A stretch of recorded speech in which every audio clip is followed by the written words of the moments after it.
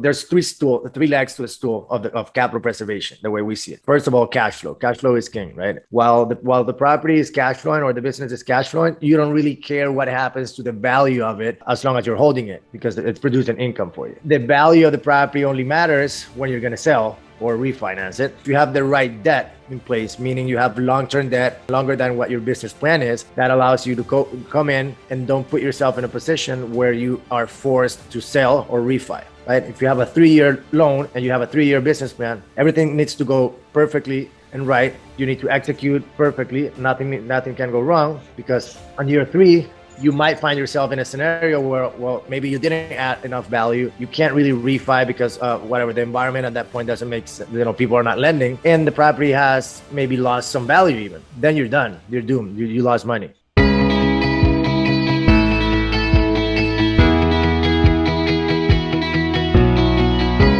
Welcome, everyone, to the Casandra Properties podcast. We're joined today by Stony, Stonebraker, and Lennon Lee.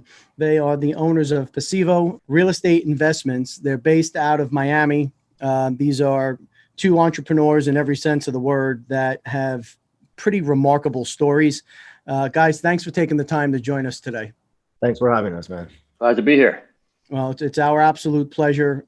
You guys are gonna talk about your journeys. You're going to talk about this investment vehicle that you're using. Before we went live, I asked the guys in 1 or 2 sentences to describe what Passivo Real Estate Investments means to them. And the response was, it's a vehicle to achieve financial freedom for their families, which I think is amazing. It's a genuine mission. It's something that I'm working very hard personally to try and achieve. And I know a lot of the folks out there in the audience are working hard to try and achieve financial freedom, especially with the backdrop of coronavirus. Things are changing in the real estate world, and they're changing pretty quickly. So the audience likes to get a flavor of who we have on and just a little bit of background. So I don't know, Stony, if you want to go first, or Lennon, can you just talk to us a little bit about your life before real estate and how you ended up where you are today? Sure. I'll go ahead and get that started, since I started life before my partner here did, and I think you did too. I got my electrical engineering degree undergraduate at Georgia Tech, and while there, I had a couple of fortunate experiences. I built an electric car, which we drove from Boston to St. Louis, and then I also was able to work on the Saturn V on the Apollo program, and that was a great experience as well. But in my career, I got into a W-2 job in the telecommunications field. So I ran telecommunications departments for some airlines, and then for electric utility, and also was able to help in some diversification efforts that they had to write some business plans and to help establish some companies in fiber optic transmission and so forth. And then I was always entrepreneurial in nature, and was able to kind of scratch that itch with some other companies that I started and ran on the side, but also found early in my career a book about real estate investing and the advantages of income producing real estate, a book by William Nickerson. Some people might have read that, how I turned $1,000 into $3 million in real estate in my spare time. And that was kind of one of the Rich Dad Before Rich Dad books. Yep. And all the advantages look great. So I did some investing during my career, although I spent most of my time on my job and just didn't invest in a whole lot of real estate, but vacation condos, some land, single family properties in North Carolina and Florida primarily. Then I retired in 2002 to spend some time summers with my son, and did that, and also got into some other activities, helping to some startup companies and early stage companies by consulting with them. And then I kind of found my love for real estate, or my interest in income producing real estate, about 5 or 6 years ago. Started looking into that, interviewing friends and so forth, and talking to people about it, looking at reading books and watching podcasts, or watching videos and YouTubes and podcasts and so forth. And then through that, I met Lennon, and we have invested together. And I'll let him talk about some of that journey from there on. But that's kind of what got me to here. So, you were never really a 9-to-5er. I mean, you've been involved, it seems like, in entrepreneurial spirit ventures from Jump Street. I mean, I think it's fascinating. You worked on, I believe, the instrument unit for the Saturn rocket. Is that correct? That's right. That was the brains of the Saturn V. Mm-hmm. So how, I mean, I have to ask, like, how does that even come about? And how into this were you? Like, that's wildly, like, that's awesome. That's cool stuff, right? It was. Yeah. I didn't realize at the time how cool that really was, I guess. I was going to school at Georgia Tech, and they have a co-op program which offers the capability to work for companies. It's more than just internships; it's real work. They offer some students their opportunity to work for different organizations and entities. And I just happened to be available for. I wanted to get into co-oping, and working for somebody. They offered me one job, but that was a government agency that couldn't follow up, and they lost the position. And so I kind of fell into this opportunity where IBM had the contract with NASA to build this ring that's 3 feet high and about 21 feet in diameter.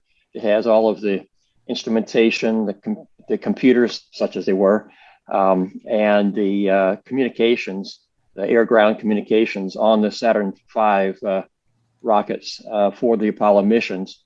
And so I went over there. I tested equipment that went on the instrument units, that went on some of the missions from Apollo 7 through 13, and also wrote some software programs and did some testing and verification of flights and flight software, vehicle launch angles, and the actual first Apollo 8 lunar mission. So it was a lot of different things going on there with that. And it was just a very young crowd working on the Saturn V at the time. That's wild and amazing. And it's everyone has kind of their moment, it seems, when they start to make the shift into real estate. And today, I say this all the time on the show, we have so many resources available today at our fingertips, just jumping on the podcast and YouTube, the internet. There is so much information that's available out there, and folks like yourselves willing to share, some of the secret sauce and try and help those of us who haven't made the leap to make the leap. So I think that's fascinating. And Lennon, you've got quite a story here as well.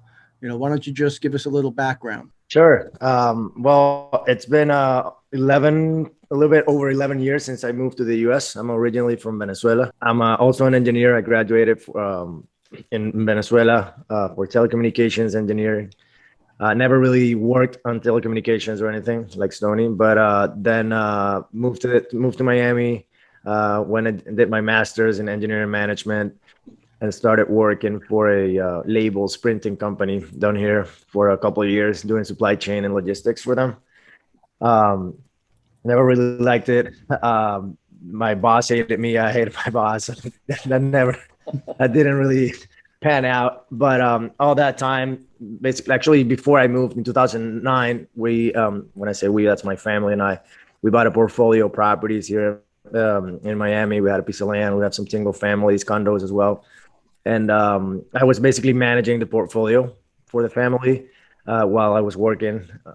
That was, roughly 2015-ish, late 2015. I started seeing that the portfolio was not really performing that well anymore, and we had a lot of equity sitting there. Mm-hmm. Basically, it just made sense to look for something else. We knew we wanted to be in real estate and stay in real estate. My family has been in real estate for a while. We built a few townhouses down there in Venezuela, and we've always been in real estate one way or the other. But So yeah, we wanted to stay in the real estate space, but we wanted to look for something obviously a little bit more profitable. But more importantly, we were looking for that time freedom of, especially for my mom and dad. They had all this, they had this money sitting there, and they didn't really want to be active on the management or anything, which I was doing. But we all thought, well, how can we find something that is going to perform better than what it is right now, but actually be allow us to be passive. And then also we wanted to diversify because we thought that was, well, that was smart at the moment, and it still is, obviously. So basically, that with that in mind, I got my real estate license, and I started selling some of the properties in the portfolio. I found out about commercial real estate. To me, it caught my attention uh, how different it was from residential real estate, just in the basic sense of how it's valued. Yep. That made a lot of sense to me because, well, it seemed like now you could have some control over the value of your property if you went in and you implemented some sort of business plan or whatever strategy you wanted to implement. So that made a lot of sense to me. We then found within commercial real estate, multifamily properties. There's different reasons why that made sense to us, but really at the moment it was more about, well, we understood it better, right? We didn't really know how industrial or retail properties operated and worked versus an apartment complex. It's pretty straightforward, right? We actually lived in one. I still do. So with that, we found that we wanted to be in that asset class, and then how can we be as passive as possible, like truly passive? Well, we found out about real estate syndications. We started where I actually started traveling and studying and meeting and building relationships in the space until I found an operator or a sponsor that that we trusted and that we liked, and we started investing with them. Immediately I said, well, I don't want to be doing the realtor job. I don't enjoy the conversation myself. So I want to do what these guys are doing, the people that I'm investing with. So that started the journey of building a company where I started raising capital and working with them on the general partnership and putting together these private offerings and talking to investors and basically educating people like my family that didn't know or understood that they could be part owners or partners in a multi-million-dollar deals without being a multi-millionaire or anything like that. Right. So yeah, and then I found Stony in an event.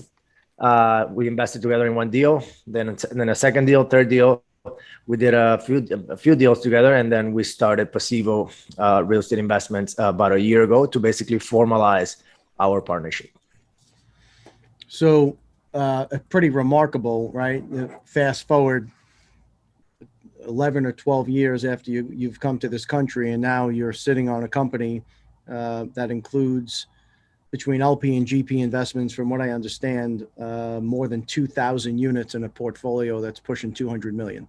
Yes. That's absolutely remarkable. So you said you guys met at an event. What type of an event was it? It was a CCIM luncheon down here in Coral Gables, I think it was. Mm-hmm. So You guys meet, you connect, you kind of hit it off, and you start investing together, and here you are. Yes. I was raising capital at that point for a deal that so it was going to be the first deal that I was raising capital for in partnership with this other group that I had invested with, that I started invested with before, and Stony was there. He was already interested in commercial real estate. He liked the multifamily space, and we hit it off, and we invested together in that deal. And then we raised capital together for some other deals, and then we did another deal in Jacksonville, 138 units with another partner. And we recently closed under Passivo. We just closed on our first deal, 262 unit apartment complex in Houston. Absolutely remarkable, guys. So I've got a million questions, so I'm just going to start firing them out, and you guys can answer wherever it hits home more. So yes.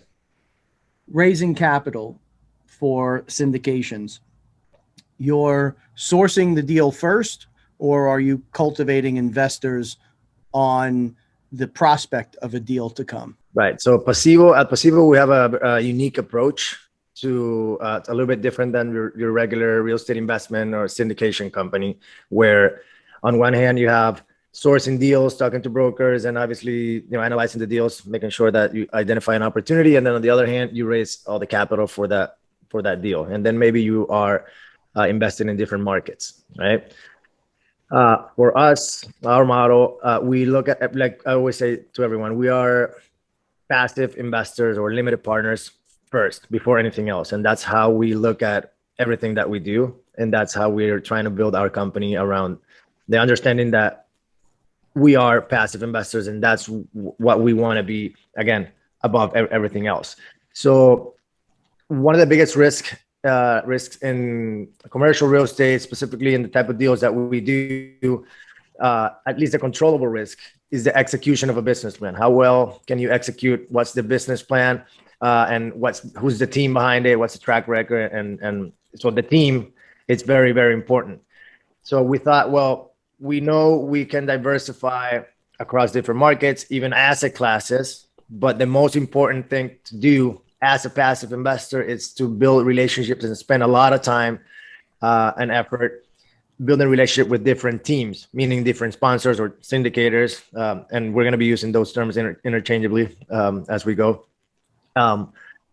So what we did with Passivo is, well, if we want to build a network of different sponsors that we want to invest with as limited partners ourselves, that has to have value to other investors like us and families like us that don't necessarily have the interest, the time, like that we have to spend, or all the effort, maybe because they have another business, maybe because they're already retired. They're not interested in actually or actively continuing to exchange their time for money. They just want to invest.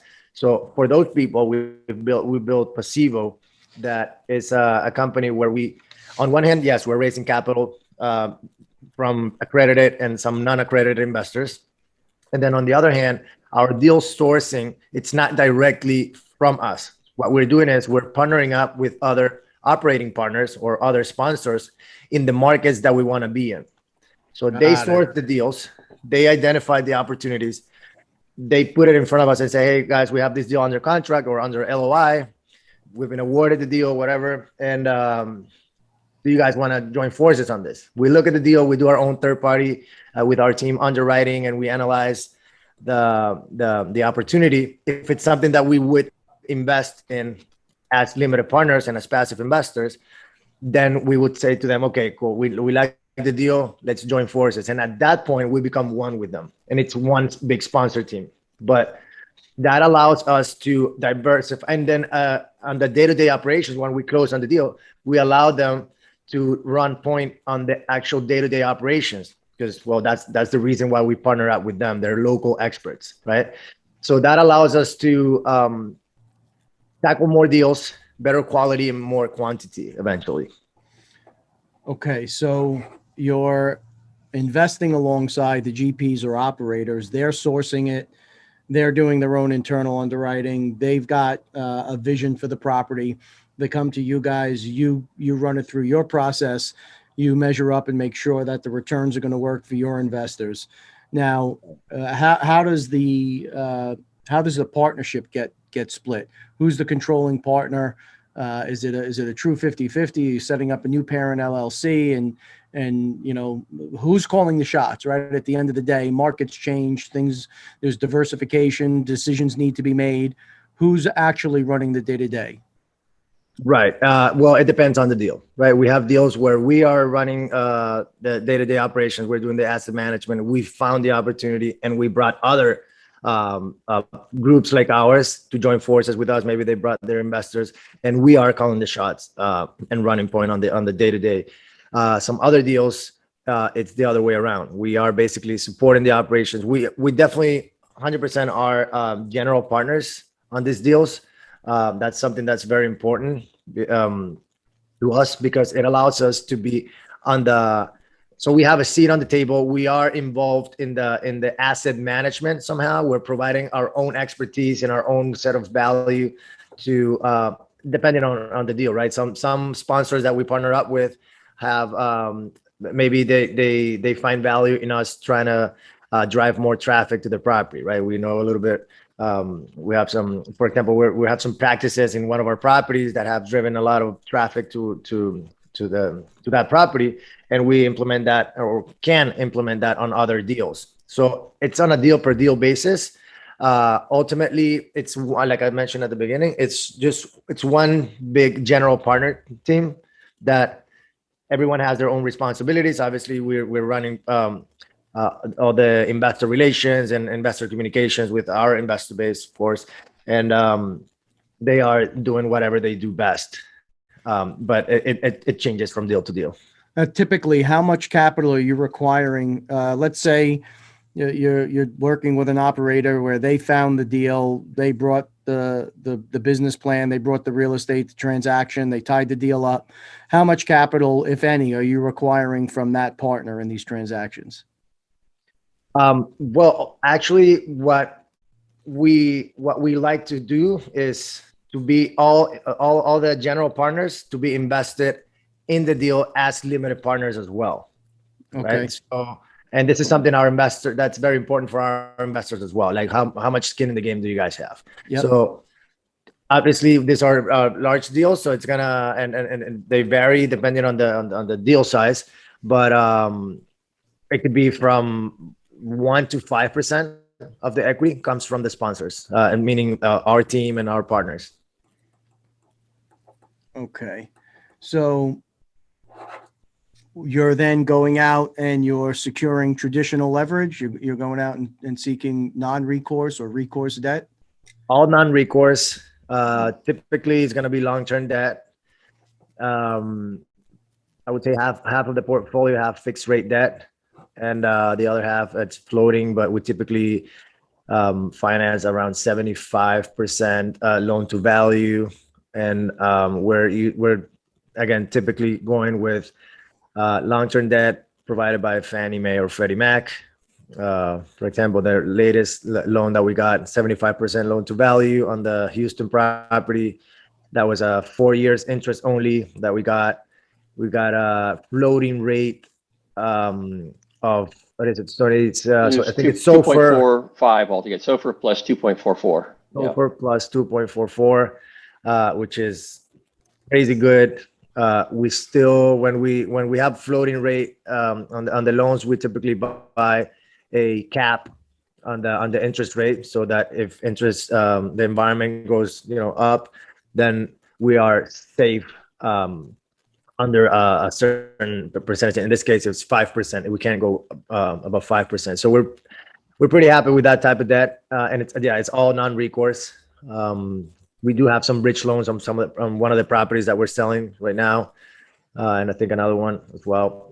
But yeah, typically we like to go with long-term debt, fixed rate, and some years of interest only that allows us to provide a little bit more of a healthier cash flow in the first few years while we stabilize the property.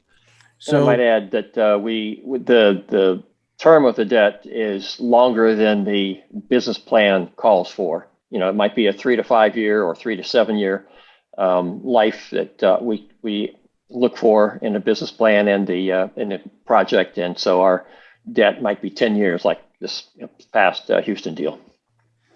So, what are the metrics that you're using in first determining where you want to invest? Right there, we read about and we hear about these emerging markets. I've been screaming from the top of the mountain for 4 or 5 years now. The decentralization of real estate's coming, and now we're seeing it. So, but there's a lot of markets, there's a lot of opportunities, right? What are some of the metrics you're looking at when you decide, let's put a pin in the map here, here's where we want to be? Yeah, well, Stony can get into more details, but like big picture, it's honestly pretty straightforward. There's a few ingredients that definitely for multifamily real estate, but I think for all real estate in general, tell you what makes a good market. And it's just, where are people moving to, right? People and jobs. Of course, you want people coming into the market, and you want quality jobs.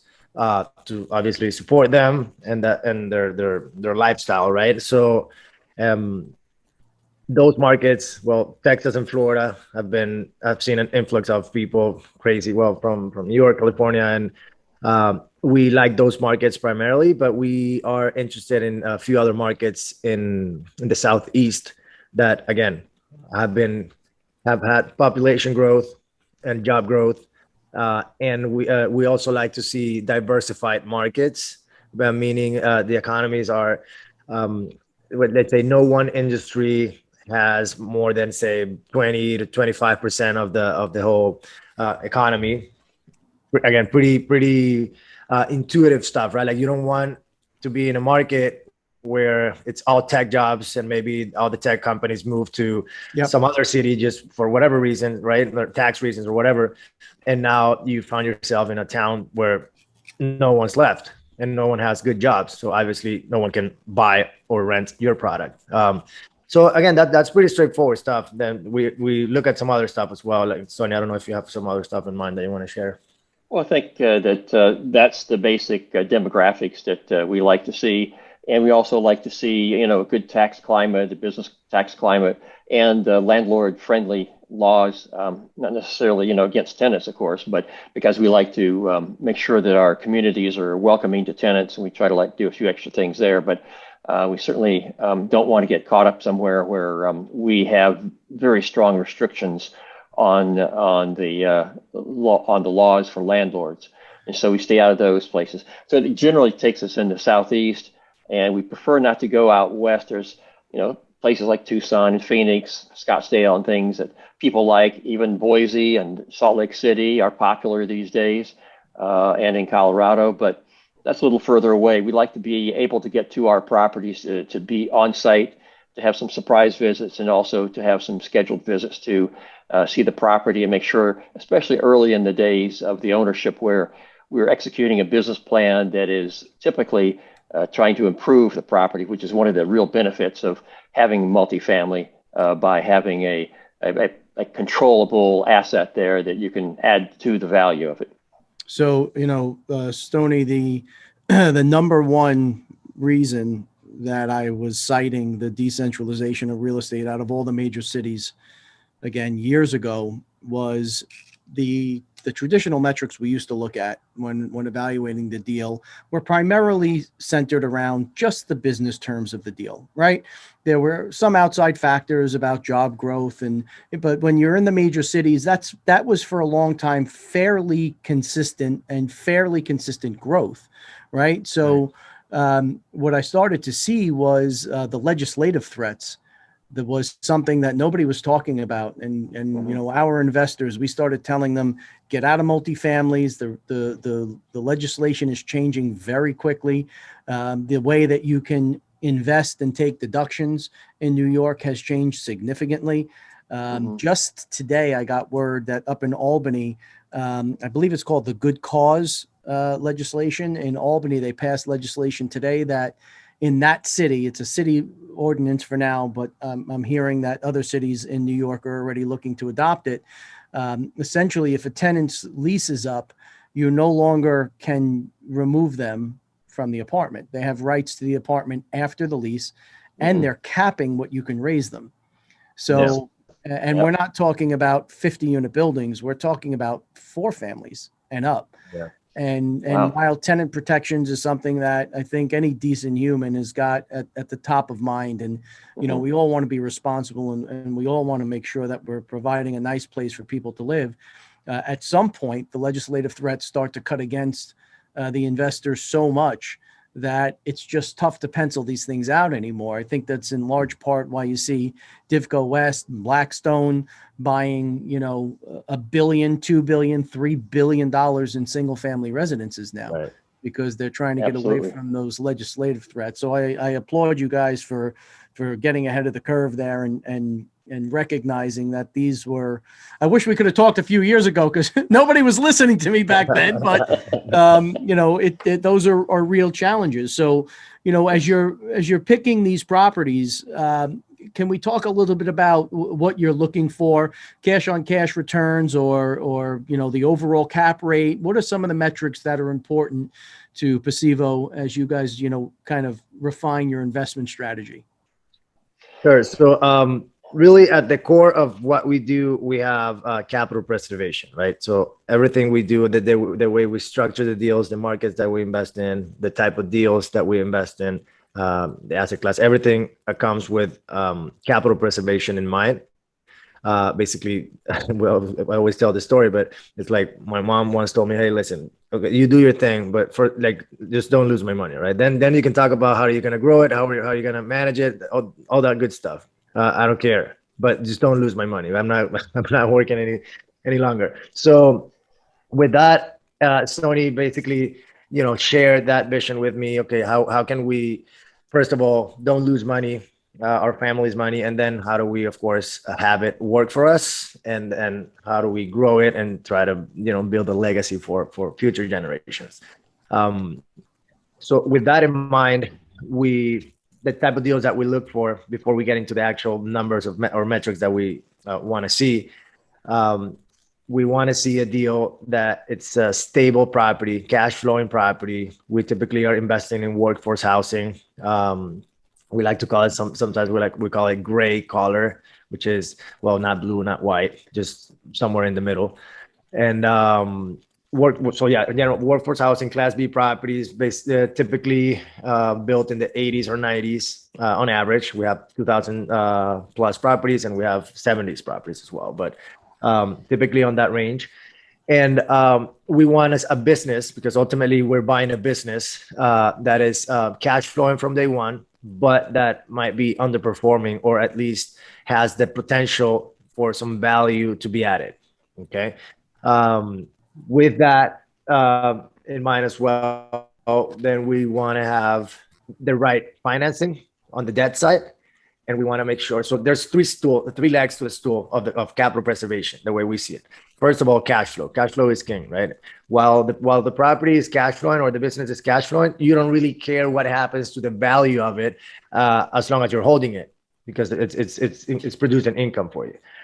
Then the value of the property only matters when you're going to sell or refinance it, right? Well, if you have the right debt in place, meaning you have long-term debt, longer than, like Stony mentioned, longer than what your business plan is, then that allows you to come in and don't put yourself in a position where you are forced to sell or refi, right? If you have a 3-year loan and you have a 3-year business plan, everything needs to go perfectly and right. You need to execute perfectly. Nothing can go wrong, because on year 3, you might find yourself in a scenario where, well, maybe you didn't add enough value. You can't really refi because whatever, the environment at that point doesn't make sense. People are not lending, and the property has maybe lost some value even. Well, then you're done. You're doomed. You lost money, right? You lost the property basically.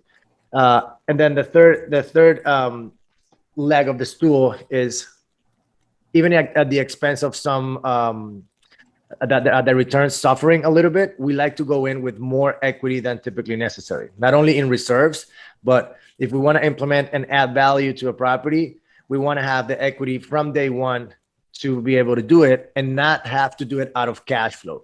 Because again, you don't want to put yourself in a position where maybe COVID hits, vacancy increases, cash flow suffers, then you don't really have the money to add the value, because, well, the cash flow, it's not there. If you can't add the value, you can't. If you can implement the business plan, you can add value. If you can't add value, you can refi. Then you're done as well. So that's the way we think about the type of deals that we want to do: cash flowing, the right debt, and we want to go in with enough reserves and money to implement our plan. In terms of numbers, we always look at it from the investor's perspective. We want to be able to offer our investors somewhere between 6 to 8% on a cash return on average, you'd say, per year. We're typically above that so far, but we are kind of adjusting expectations for everyone at this point. It's a little bit tighter right now, and so 6 to 8%. But overall, we're aiming at least 15% IRR for the investors. We're typically holding these deals for 5 years. Well, honestly, right now we're averaging closer to 4, but our pro forma on all the deals, it's typically 5 years. So yeah, that's what we want to see. Stony, some you want to share some other metrics that you like to see? Yeah, one of them I like in particular is the break-even occupancy. We want to make sure that when a property it does suffer, if it does suffer, that it's still profitable. And that's all part of that one of those legs on that three-legged stool that Lennon was talking about. And the break-even occupancy for most of our deals that we look at is around 70%. Now, when we buy a property, it's stabilized property, which by definition is 90% or higher occupancy. Mhm. And so and also when we start to execute a business plan early in the first year, maybe for the first 18 months or even 24 months of the property, we're going to might be turning over some of the units and renovating them, so we have a little bit more higher occupancy or vacancy at that point in time. But we still like to stay above 90% at that point in time. But we like to have a real good big margin of error there for the occupancy and the break-even occupancy, especially. But that's one that I really like, and that I think is one of the key ones that I certainly look for. So, just from a transactional perspective, right? Let's say I have a deal, and let's say it's worth, using standard metrics, conservative, a 7 cap. You know, at least up here, a 7 cap is very conservative, Yeah. right? And at a 7 cap, she's worth $10 million, and their stabilized value is 14, 15 million. There's some vacancies for a number of different reasons. There's some capex that has to go into the deal, but it's really a restructuring of just how the asset was handled, candidly.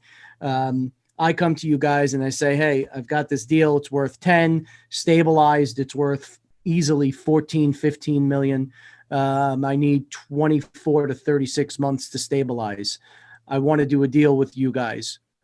How does that work? I mean, you guys are raising the capital on your side. Are you now going to come and invest alongside with me, and I'm going to be the operating partner? And what do my contributions have to be at that point? If you're talking about 70% LTV, we need $3 million in cash, right? So out of the $3 million, it's cash flowing today with debt service. The debt service ratios are pretty high, way outside the norms. And I want to do this deal with you. How much money do I need to put into this deal in order to make it happen? Well, actually, money out of pocket money, not necessarily. I mean, you don't necessarily have to bring money. Like you can identify the deal. Maybe you have the opportunity. I mean, if you have it under contract already, then you probably have some money out of pocket, and earnest money that you might have to put, like, or risk capital that we like, that how we call it. But other than that, it's more about who are you and who's your team. Because if you are going to be operating and implementing the business plan, or at least calling the shots on the day-to-day operations, we want to see a track record. We want to be doing business with someone that, again, doesn't matter if you don't have the liquidity to invest in that particular deal. Maybe that's why you came to us. We can bring the $3 million from our investors. We'll bring all the equity, and we really want to see that you are capable of, running the operations. That, honestly, because that's the part that we want our operating partners to do, right? So that we can focus on raising more capital and finding more deals. But yeah, that would be something that we would do. Honestly, for us, the main thing is the relationship with the operating partner and the sponsor. All the deals that we've done have been with operators that we've longed for, typically more than a year at least. We've had a relationship. We've been following their journey and on all the other deals, and ultimately we trust that, again, that your team and you are capable of doing that. We get a lot of offers or people calling us, hey, I have this deal, we can, we can partner up. We can bring my investors, you bring yours, and we can run the operations together, and whatever different structures that they offer us. And we don't really do it because we just don't know, like, we don't know who these people are, Sure. so it's not just the money. Sure. So you guys are looking to be true passive. So let's assume we've got a rock star team in place, right? Me, for example, I've got a track record, 20, 25 years. I alone have been involved in over $1 billion in transactional real estate, right? We've got a full team. Are we able to keep 50% of the deal, 20% of the deal?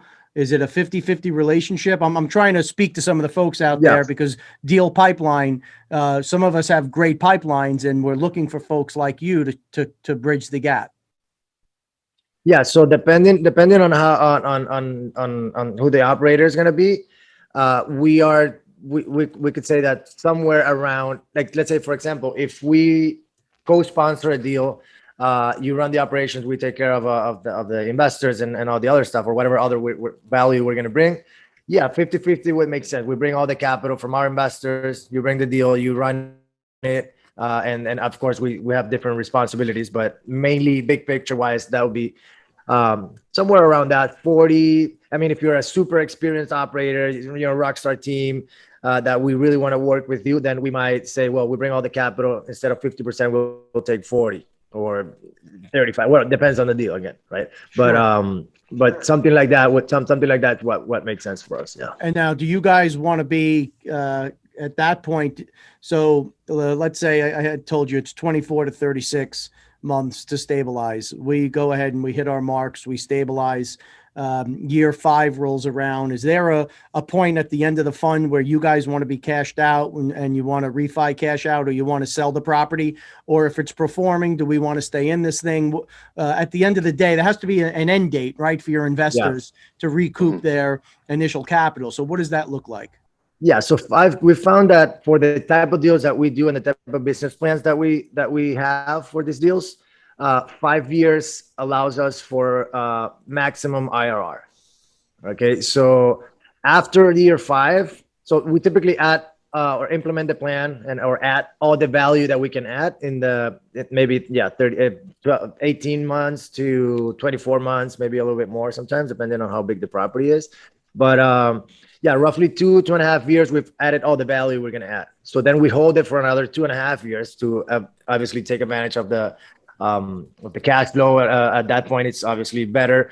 And by year 5 or after year 5, we see that the IRR, I mean, it's still a good performing deal, solid cash flow, which is important for some people, but we also want to maximize IRR. We found that at year 5, it's when that happens, close to that mark. Yep. And then, of course, not only that, but as general partners in the deal, yes, we've told our investors that we're going to get out by a certain date. But roughly, obviously it's not fixed, but roughly 5 years. So they're expecting that. But us as general partners, we make the bulk of our money when we sell or refi a property. Typically when we sell the property. So we're also looking to sell the property eventually, not necessarily hold it long term. Got it. So when we hit that 4 or 5 year mark, deals optimized, we're enjoying the upside. Then it's time to either refi, cash out, make everyone whole, and just kind of see where things take us, or let's go ahead and sell it and recapture that capital and then go do another one. Yes. I love it. I love it. So exactly. How do folks submit deals or submit, I guess not submit deals, right? You've got to build the relationship first. So what's the best way for people to find you, to make these connections and to start? I want to do it, being quite candid. I want to get to know you guys more.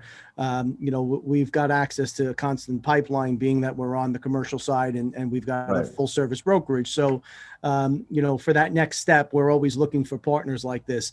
How do you grow the relationship? Where do people go to make an introduction? How does this kind of go from an initial chat like this to an investment opportunity downstream? Sure. Well, certainly our website is available for people to take a look at and to see what some of our backgrounds are, some of our portfolio is, and that's at Passivo, rei.com. That's Passivo is spelled with 2 S's. And we have an ebook on site there that explains basically our investment criteria, our strategy, what we think is important in investing. And that book, that ebook is called The 4 Investing Rules for the New American Dream. And you can go to the website, and it's actually /dream. So it's passivorei.com/dream, where you can find it and download it. It's a free book for anybody. And we try to also educate our investors. We want to make sure that they are financially literate and they're making smart decisions for themselves. And that just helps make smarter investors for us, and helps us have better relationships with them to make sure that we are helping them in a variety of other ways. We don't need to get into that now, but we think that that's the best way. And you can also schedule a call with us. We have our Invest with Us buttons on our website, where you can anybody can register in there and schedule a call, as well as take a look at inside our investor portal and take a look at the deals that we've done in the past in a little more detail, and also see if we have anything particular to offer at that particular time. So, folks, I went ahead and downloaded the ebook. I loved it. It's pretty straightforward, but it covers everything from investment goals to tax strategy and depreciation, how you can really optimize your investment. I love what you guys are doing. I think that there's a big void in the market for this, as the big banks are dumping, hundreds of billions of dollars into the overnight because they're afraid to lend. This provides a nice opportunity to help bridge the gap to get to that 75%. I wish you guys all the success in the world. Stony and Lennon, thanks so much for joining me today. Really, best of luck. This is a great platform, and nothing but success for you in the future. Thank you, man. Thank you for having us. Thank you. Same to you. Yeah, appreciate it. Enjoyed it. Absolutely. Everyone out there, please stay safe.